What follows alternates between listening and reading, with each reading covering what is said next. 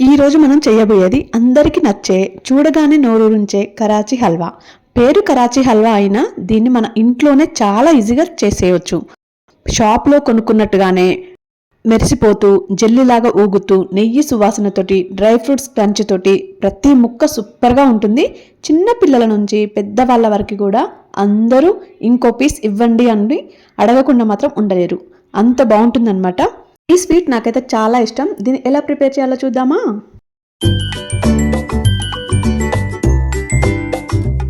Friends, welcome to Sangeetha kitchen and vlogs. అందరూ ఎలా ఉన్నారండి? ఇప్పుడు మనం ఏమేమి కావాలో చూద్దామా స్వీట్ కోసం. దీనికోసం ముందుగా 2 కప్పుల వరకు చక్కెర తీసుకోవాలి. 1 కప్ కార్న్ ఫ్లోర్ అంటే మొక్కజొన్న పిండి, అలాగే వాటర్ కూడా 3 కప్స్ వరకు అవసరం ఉంటుంది. నెయ్యి, యాలకుల పొడి, ఫుడ్ కలర్, అలాగే జీడిపప్పు, బాదం అది మీ ఇష్టం అండి. ఇక్కడ యాలకులు 2 తీసుకున్నాను. నిమ్మరసం కూడా కావాలి. ఒకవేళ పాకం చిక్క పడకుండా ఉండాలి అనుకున్నప్పుడు, అంటే పాకం అవసరం లేదు, ఒకవేళ బై మిస్టేక్ పడితే నిమ్మరసం పిండుకుంటే అలా ఉండదన్నమాట. పక్కన పెట్టిన పల్లీలోను గోధుమ రవ్వ ఊరికే షో కోసం వెనుక పెట్టాను అనమాట. అవి కూడా ఇందులో వేయడానికి కాదు. ఇప్పుడు ఈ హల్వా ఎలా ప్రిపేర్ చేయాలో చూద్దామా?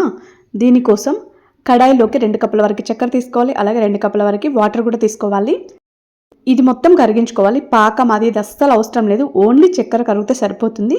చక్కెర కూడా బై మిస్టేక్ ఎక్కువగా ఒకవేళ కరిగింది అంటే పాకం టైప్ వచ్చింది అనుకుంటే నిమ్మరసం పిండేసుకొని అసలు రాకుండా ఉండేలా చూసుకుంటే బెటర్.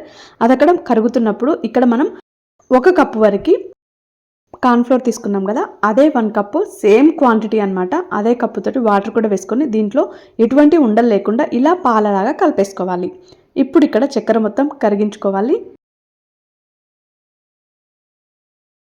చూసారు కదా, ఇక్కడ ఈ చక్కెర కరిగిన తర్వాత దీంట్లోకి మనం కలిపి పెట్టుకున్న కార్న్ఫ్లోర్ వాటర్ వేసుకోవాలి. ఈ వాటర్ వేసిన తర్వాత మీరు కంటిన్యూస్ కలుపుతూనే ఉండాలి. ఫ్లేమ్ మాత్రం మీడియం టు లో పెట్టుకోండి, హై మాత్రం పెట్టకండి. ఇది కలపకుండా ఆపితే మాత్రం కింద అడుగు మాడిపోతుంది. అందుకే కలుపుతూ ఉండండి. వెంటనే మనకు జల్లీలాగా మొత్తం మనకి ఇక్కడ డిఫరెన్స్ తెలుస్తూనే ఉంటుంది. వెంటనే ఉడుకుతూనే ఉంటుంది అనమాట. ఇది మొత్తం ఇలా దగ్గర పడ్డ తర్వాత మధ్యలో నెయ్యి వేసుకుంటూ కలుపుకోవాలి. నెయ్యి మొత్తం ఈ హల్వాలో కలిసిపోవాలన్నమాట. ఇక్కడ 3 స్పూన్ల వరకు నెయ్యి పడుతుంది. నెయ్యి మొత్తం మనకి ఉడికి బయటికి తేలుతుంది చూడండి, అప్పటి వరకు కలుపుకుంటూనే ఉండాలి. ఇక్కడ ఇలా దగ్గర పడిన తర్వాత దీనిలోకి మళ్ళీ 1 స్పూన్ వరకు నెయ్యి వేసుకొని మళ్ళీ కలిపేసి ఇప్పుడు ఫుడ్ కలర్ వేసుకోవాలి. నేను లిక్విడ్ ఫుడ్ కలర్ వేసాను, మీరు వాటర్ అయితే వాటర్ కలిపేసుకొని వేసుకోండి. ఇక్కడ నేను జీడిపప్పు వేసాను, అది చిన్న చిన్న పీసెస్లా కట్ చేసి వేసుకోవాలి, లేదా వాటర్ మిలన్ సీడ్స్ కూడా వేసుకోవచ్చు.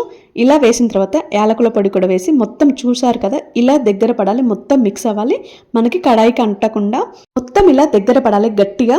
ఇలా పడితే రెడీ అయినట్టు. ఇప్పుడు ఒక ట్రేకి నెయ్యి అప్లై చేసి పెట్టుకోవాలి. అలా చేయడం వల్ల మనం ప్రిపేర్ చేసుకున్న స్వీట్ ఉంటుంది కదా, దానికి అతుక్కోకుండా ఉంటుందన్నమాట. ఇలా మొత్తం ప్రిపేర్ చేసిన హల్వాని దీంట్లో వేసేసుకొని ఇది మొత్తం పీసెస్లా కట్ చేసుకోండి. అంటే మనకు బయట కరాచీ హల్వా ఏ సైజులో ఉంటుందో అలా కట్ చేసుకోండి.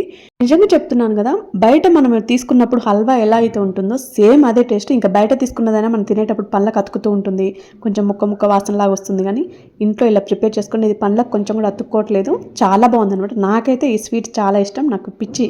ఇక్కడ చూసారు కదా, ఇది మాత్రం జెల్లీ కదా, ఇలా ఊగుతూ ఉంది అనమాట. నేను నవ్వుతున్న దానికి తోడు మళ్ళీ ఇంకా ఊగుతున్నది, ఆగకుండా బ్యాలెన్స్ అవ్వట్లేదు.